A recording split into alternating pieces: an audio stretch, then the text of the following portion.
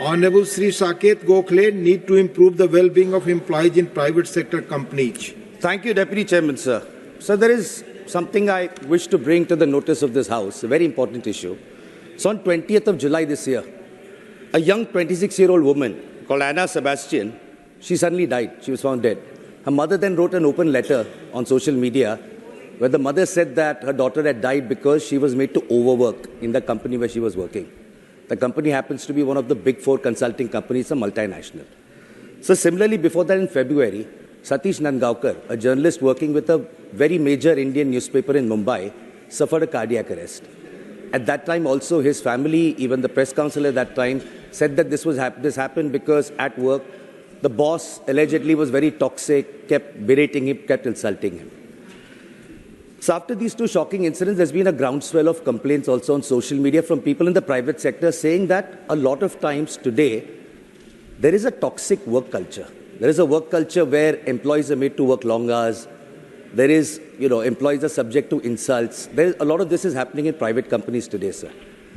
So for me also, it is very important, this issue, because we're talking about private companies. So today, because in my state, this is important. Bengal, sir, means business. Today, the reason this is a priority for me is because we have more than 1.45 lakh active companies in our state. So today, our IT sector in West Bengal employs more than 2.6 lakh employees. So the private sector reform is very important, sir. So why I wish to draw this House's attention to this particular issue is for this reason. So this year, government revenue from corporate taxes was less than government revenue from income taxes. Who are paying these income taxes, sir? These are people working in private companies. I'll just give some of the examples in which they're subjected to a very toxic atmosphere, sir. So there is no overtime pay provision in contracts in India. People are made to work 8 hours, 10 hours, 12 hours. There's no provision for overtime unlike other countries. So a lot of employees that work in client-facing companies, they're subject to whims of their clients. They're made to, the clients call them on the weekends.